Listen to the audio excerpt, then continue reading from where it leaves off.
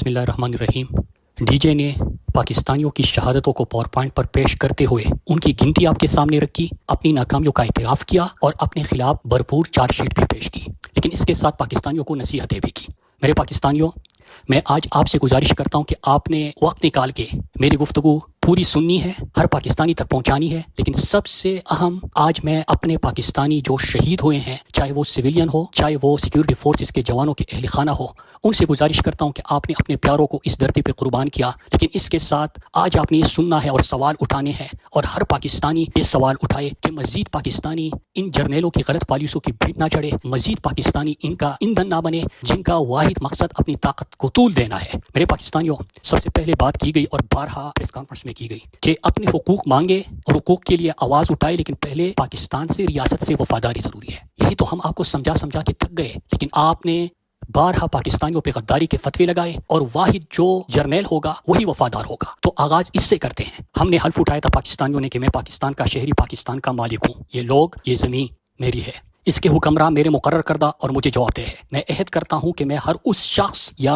ادارہ، اندرونی یا بیرونی، جو اس ملک کے خلاف کام کرے گا یا قانون توڑے گا، اس کے خلاف پوری قوت استعمال کروں گا۔ یہ ہمارا حلف تھا، اور ہر پاکستانی جو آج آپ سے سوال کر رہا ہے، کہ غلط پالیسیوں پہ انگلی اٹھا رہا ہے، وہ اپنی حلف کی پاسداری کر رہا ہے، کیونکہ پاکستان سب سے پہلے ہے، پاکستان سب سے اوپر ہے۔ اور باقی جو ہے، آپ کا حلف کیا تھا؟ آپ اپنا حلف بھی یاد کریں۔ آپ نے حلف اٹھایا تھا کہ میں سب کے دل سے حلف اٹھاتا ہوں کہ میں پاکستان کا سچا خیر خواہ اور وفادار رہوں گا، اور اسلامی جمہوریہ پاکستان کے آئین کی پاسداری کروں گا، جو عوام کی خواہشات کا آئینی مظہر ہے۔ یہ کہ میں اپنے آپ کو کسی بھی قسم کی سیاسی سرگرمیوں میں ملوث نہیں کروں گا، اور یہ کہ میں قانون کے تحت اور قانون کے مطابق پاک فوج میں ایمانداری اور وفاداری کے ساتھ پاکستان کی خدمت کروں گا۔ آپ کے حلف میں پہلی بات آئین کی پاسداری تھی، جس کو آپ نے بارہا توڑا اور اعلان کیا کہ آئین کیا ہے؟ کاغذ کا ایک ٹکڑا، اگر میں اس کو پھینک دوں اور کل ہم نئی طریقے سے جئیں گے تو لوگ اسی طرح جئیں گے۔ پھر عوام کی خواہشات، دوسرا آپ کا حلف تھا، عوام کی خواہشات کو آپ نے 8 فروری کو جو ڈاکہ مارا اور بارہا مارا۔ پھر اس کے بعد آپ کا حلف تھا کہ میں سیاسی سرگرمیوں میں شرکت نہیں کروں گا،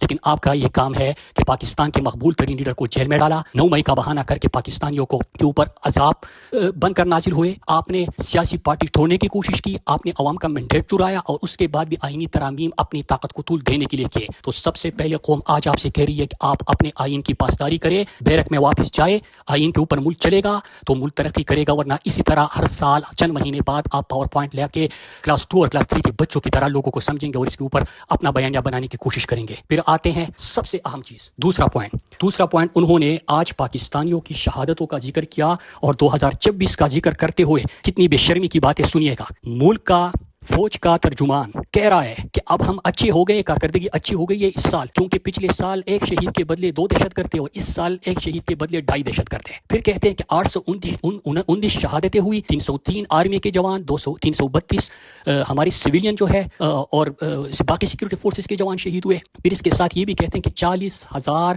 ہم نے انٹیلیجنس بیس آپریشن کیے، اور یہ پریزنٹیشن کوئی نئی بات نہیں ہے۔ سب سے پہلے تو سوال آپ سے یہ پوچھنا چاہیے کہ ہم جب آپ کو کہہ رہے تھے کہ آپ کی غلط پالیسی، جس کا میں نے اپنی کتاب دزدی نیم شب کے رقیب میں ذکر کیا ہے، پیج نمبر 156، میرے پاکستانیوں، کہ کس طرح یہ اس وقت دلائل پیش کر رہے تھے کہ ان لوگوں کو ہم نے واپس لانا ہے، یہ ضرورت ہے، اور جو پوائنٹس یہ بتا رہے تھے، جو ان کی دلیل تھی، وہ کتنی بے شرمی پہ مبنی تھی، لیکن عمران خان کا جواب تھا ایبسولوٹلی ناٹ۔ عمران خان کی حکومت گرائی گئی۔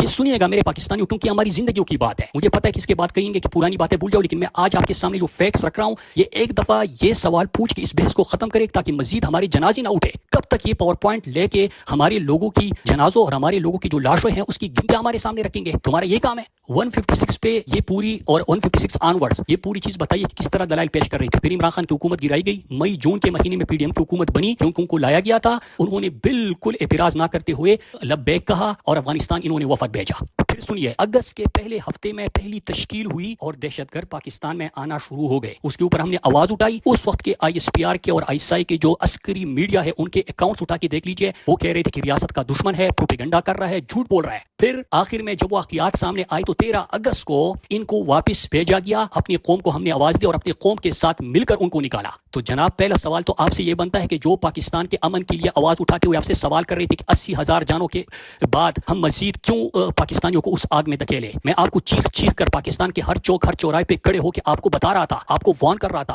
کہ یہ آگ لگے گی تو آئیں گے گر سبھی عزت میں. آپ کو چیخ چیخ کے بولتا رہا کہ صرف عام سویلین نہیں بلکہ اس میں سیکیورٹی فورسز کے جوان, پہلے جو 10,000 شہید ہوئے تھے وہ پھر شہید ہوں گے. تو سیکیورٹی فورسز کے جوانوں کے اہل خانہ سے میں کہتا ہوں اور آپ کے پاکستانیوں سے ان سے سوال کرے کہ اس وقت آپ نے انکار کیوں کیا, اور انکار کیا پھر بھی ہم نے نکالا. جب ہم نے نکالا تو سپتمبر میں جب فلڈ آیا آخری ہفتے میں تو ان دہشت گرد یہ پھر پاکستان میں داخل ہونا شروع ہو گئے. ہم نے پھر قوم کو کال دی, پاکستان کے ہر بڑے شہر میں مظاہرہ کیا, پورا ملاکنڈ ڈویژن سڑکوں پہ آیا اور ان کو واپس دھکیلا. دہشت گردوں کو نکالنے کا غصہ تمہیں کیوں تھا؟ تم نے کیوں دہشت گردی کے پرچے درج کیے؟ تم نے کیوں بغاوت کے پرچے درج کیے؟ تو میرے پاکستانیوں سوال پوچھے کہ اس وقت جب ہم نے ان کو دوبارہ بھی نکالا تھا, حالانکہ بارڈر پہ تو فینسنگ ہوئی تھی, حالانکہ پاکستان میں تو ایک دہشت گرد بھی نہیں تھا, لیکن فینسنگ کے باوجود آئے پھر بھی ہم نے ان کو واپس بھیجا. تو کیا اس کے بعد یہ دہشت گرد کو روکنے کے لیے ان کو اپنا کام نہیں کرنا چاہیے تھا؟ کام تو چھوڑے, بغاوت کے مقدمے, ایسے مقدمے کہ اس میں سزا پھانسی ہے, اس پہ بھی ان کا دل نہیں بھرا. جب ہمیں اطلاع آئی کہ نگران حکومت کے ٹائم پہ اپریل مئی میں یہ جنوبی اضلاع سے ان کو لا کے بسانا چاہتے ہیں تو پھر آواز اٹھائی. 27 اپریل کو پورے خیبر پختونخوا کو میں نے 15 شہروں میں یک وقت ویڈیو لنک پہ خطاب کیا اور مظاہرہ کیا. انہوں نے کیا کیا کہ سر کی قیمت لگا دی, زندہ چاہیے یا مردہ چاہیے. پھر اس کے بعد 9 مئی کے بعد جو پہاڑ ٹوٹا پاکستان تحریک انصاف کے اوپر, وہ آپ سب نے دیکھا, اور اس کے بعد ان کو بسایا گیا. اب بسانے کا طریقہ کار بھی آپ کو میں بتا دیتا ہوں کہ جب یہ بسایا گیا تو اس وقت بھی انکار کیا گیا, لیکن یکدم سے جو مینڈیٹ پہ ڈاکہ مارا گیا 2024 کے جون میں, ایک دن بریکنگ نیوز چلی, سب یاد کرے کہ آپریشن کا فیصلہ ہو گیا ہے. ہم نے سوال کیا تو پوری پاکستانی قوم نے سوال کیا کہ آپ کو تو کہہ رہے تھے کہ دہشت گرد ہے ہی نہیں, آپ تو کہہ رہے تھے کہ یہ جھوٹ ہے, پروپیگنڈا ہے, تو پھر آپریشن کس چیز کی؟ آپریشن سے تو پیچھے ہٹ گئے, لیکن یہاں پہ فوج کو انہوں نے بھیج دیا. اب ذرا آج کے اعداد و شمار کے اوپر اور فوج کی موجودگی میں ہی پورے فاٹا میں اور یہاں پہ دہشت گرد آئے. اب ذرا سنیے, 40,000 آپریشن انہوں نے آج کہا کہ ہم نے آپریشن کیے ہیں, روزانہ کی بنیاد پہ 10 دہشت گرد مارے جا رہے ہیں. یہ کہا چند مہینے پہلے خیبر پختونخوا کی سیکیورٹی کمیٹی کی جو میٹنگ ہوئی ہے میں آپ کے سامنے وہ رکھتا ہوں, اور یہ آپ کو دزدی نیم شب کے رقیب جو میری کتاب ہے اس میں صفحہ 221 کے آگے اور 221 سے شروع ہوتا ہے, یہ پوری تفصیلات آپ کو وہاں پہ مل جائے گی کہ وقت سے پہلے ہم نے ان کے سامنے رکھا تھا کہ 62,000 جو ہے انہوں نے آپریشن کیے ہیں پورے ملک میں 2025 میں, اور اس سے پہلے 22,000 آپریشن انہوں نے کی, 22,409 آپریشن کیے ہیں 2024 میں.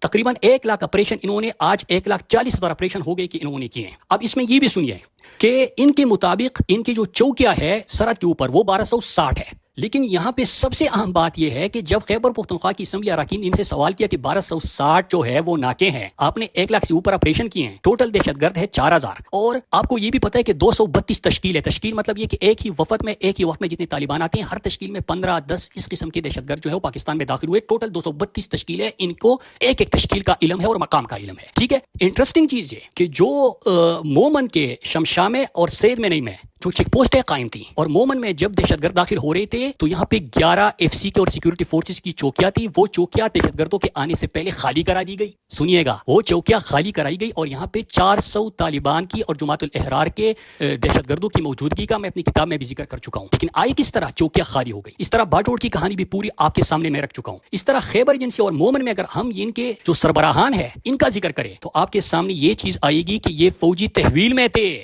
اور یہ فوج جو اس وقت قیادت وہاں پہ کر رہے ہیں یہ فوجی تحویل میں تھے, فوج کی تحویل میں تھے جو کہ قیادت کر رہے ہیں. یہاں پہ بھی بات ختم نہیں ہوتی. پھر ایک اور سوال جنم لیتا ہے کہ ہم نے ان کو 8 مہینے پہلے بتایا کہ سوات میں یہ 15-20 دہشت گردوں کو پھر سے لے کے گئے ہیں, دھر میں 10-15 ہے, باجوڑ ملاکنڈ میں 15 ہے, اور شانگلہ میں 15 ہے. اب 15 بندے وہاں پہ موجود تھے جو ہم نے 6-7 مہینے پہلے اطلاع دی تھی. اس میں کیا ہوتے, اس پہ مکمل خاموشی, ان کو آپ نے کچھ نہیں کہنا, وہاں پہ آپ نے ہم سے سوال نہیں کرنا. ہم نے تو یہاں پہ صرف جانا تھا ہو کیا رہے کہ سوات میں جو کینٹ قائم ہو رہا ہے وہاں پہ توجہ ہے, پھر اس طرح تحریک انصاف کو کچلنے پہ توجہ ہے, پھر اسی طرح SIFC کی ناکامی کے بعد اب ایک اور نئے طریقے کار ہے کہ SIFC کے تحت کسی کو نیب کا نوٹس بھیج دو تو مائن میں آپ کو اجازت ملے گی, نیب کا نوٹس ختم ہو جائے گا لیکن اتنا پرسنٹیج ہمیں دے دو. یا جو وزیرستان میں اس وقت مائننگ ہو رہی ہے وہ مسلسل جاری ہے, وہ سلسلہ جاری رہتا ہے, لیکن اس کی طرف توجہ نہیں ہے, توجہ ہے نہیں, لائے گئے تھے. اب ایک اور چیز اس میں آ گئی کہ 4,000 خیبر پختونخوا میں دہشت گردوں کی موجودگی کا سیکورٹی فورسز سیکورٹی کونسل کی میٹنگ میں کہا گیا. وہاں پہ اراکین اسمبلی نے سوال کیا کہ آپ ہمیں یہ بتائیں کہ اگر 4,000 ہے تو ان 4,000 کے لیے تو 1,35,000 آپ کی پولیس ہے,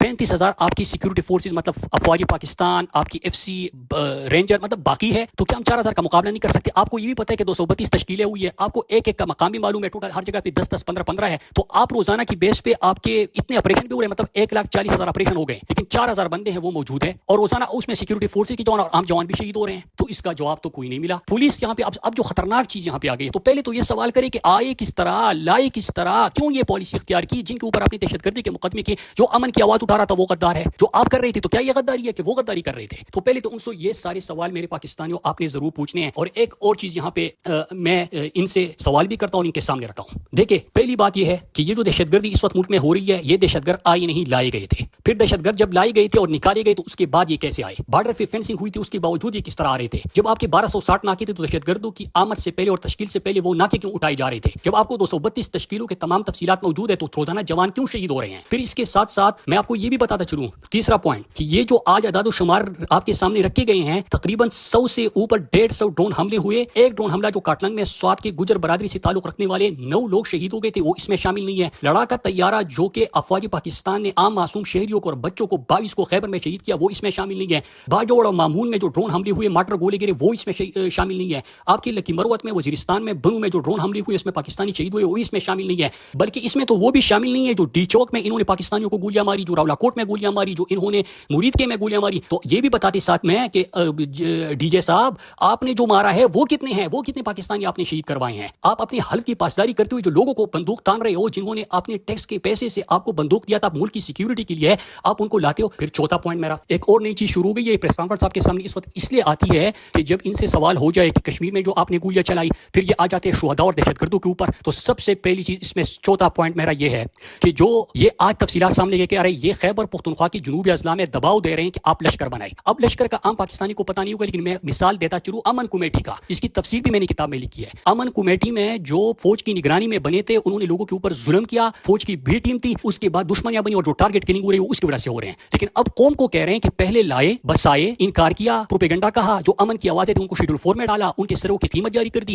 آپ ملک سے وفا کر رہے تھے کہ میں کر رہا تھا, یہ آپ کا کام تھا دہشت گردوں کو روکنا کہ میرا کام تھا, دہشت گردی ختم کرنا آپ کا کام تھا کہ ہمارا کام تھا. ہم نے تو اپنا کام کیا, ہم نے تو وطن سے وفا نہیں بائی. آپ نے بدلے میں کیا کیا, آپ نے تو سروں کی قیمت لگا دی. لیکن آج آپ کہہ رہے ہو کہ لشکر بناؤ. لشکر کا مطلب یہ کہ پوری قوم جو ہے وہ بندوقیں اٹھائے اور ان سے لڑے. اب آپ وہاں پہ خیبر پختونخوا کے جنوبی اضلاع میں لوگ سوال پوچھ رہے ہیں, سوال میں آپ کے سامنے رکھتا ہوں. سوال یہ ہے, یہ چوتھا پوائنٹ ہے, سوال یہ ہے کہ دہشت جو آئے ہیں ان کے خلاف بندوق اٹھائے یا جو لائے ہیں ان کے خلاف بندوق اٹھائے. آپ اس کا بھی جواب دیجئے, کیونکہ خطرہ تو دونوں سے ہے, وہ تو قوم کے سامنے ہے, اس میں تو عام لوگ ہی مر رہے ہیں. پھر پانچواں پوائنٹ میرے پاکستانیوں, میں آپ کے سامنے چند گزارشات اور رکھتا ہوں. وہ یہ کہ نمبر 1, ان سے سوال پوچھے کہ یہ پاکستان میں جو آپ نے آئین توڑا, قانون توڑا, ملک کے مقبول لیڈر کو جیل میں ڈالا, جو لوگوں کے اوپر ظلم کیا, کیا یہ آپ کا کام تھا؟ کیا آپ کا یہ کام تھا کہ جب دہشت گرد آ رہے تھے اور آپ کو کہا جا رہا تھا کہ ان کو روکے, روکنے والے غدار تھے کہ جو لا رہے تھے وہ غدار تھے؟ جنہوں نے دہشت گردوں کو نکالا وہ غدار تھے, یا جن کو دہشت گردوں کی نکالے جانے پہ غصہ آیا وہ غدار تھے؟ پھر جنہوں نے پھر سے آباد کیا وہ غدار تھے, یا جو ان کے خلاف بات کر رہے ہیں وہ غدار ہے؟ تو جب یہ سوال آپ پوچھیں گے میرے پاکستانیوں, تو اس کے بعد یہ شہداء کے جو لواحقین ہیں جن کو ڈھال بنا کے یہ ہمیشہ سوال کرتے ہیں, ایک تو لوگوں کو مار دیتے ہیں ڈی چوک میں, مرید کے میں, راولا کوٹ میں, کہتے ہیں کہ یہ شہیدوں کے اوپر بات کر رہے ہیں. او بھائی مار کیوں رہے ہو, مارو گے تو بات نہیں کریں گے ان کے اوپر. لیکن جو دوسری طرف تم دہشت گردوں کو خود لے کے آتے ہو اور بات کرتے ہو اور اس کے اوپر سوال ہوتا ہے, اور آپ ہمیشہ 1 2 3 جو ہمارے اپنے پاکستانی روزانہ شہید ہو رہے ہیں وہ کہتے ہیں کہ آپ یہ شہیدوں کی بے حرمتی کر رہے ہیں. ہم شہیدوں کی طرف سے سوال کر رہے ہیں, ہم سوال پوچھ رہے ہیں کہ ہم تو جنازے روک رہے تھے, ہم تو چاہتے تھے اور چاہ رہے ہیں کہ پاکستانی کیوں کسی کی جنگ کا ایندھن بنے. ہم تو کہہ رہے ہیں کہ پاکستان کی وفاداری کا ہم نے حلف اٹھایا ہے, پاکستان کسی دشمن سے لڑے تو ہم لڑیں گے, اپنی جانیں نچھاور کریں گے. لیکن جب تو ریاست ہی خود ان کو آپ بات کرنا شروع کر دے تو اس کے بعد کیا ہم سوال نہیں پوچھیں گے؟ آپ کو تو آج جنازے اور گنتی کرتے تو مطلب افواج پاکستان کا ترجمان ہوتے ہوئے آپ گنتیاں دکھا رہے ہو کہ اتنے شہید ہو گئے ہیں.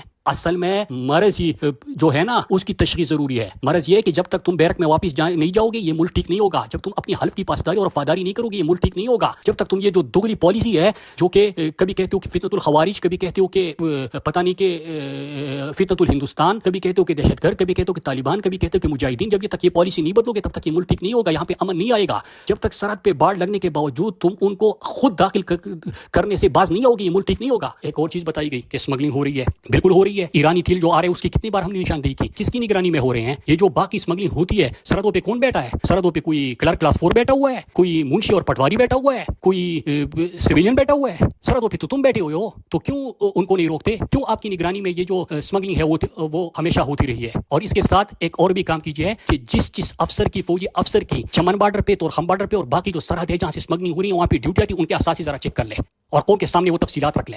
پاکستان کی اگر ہم بات کریں, پاکستان کے لیے بات کریں, کل انٹیریئر منسٹر کہہ رہا ہے کہ سسٹم کولیپس کر رہا ہے. سسٹم تو تم سسٹم کے لاڈلے ہو.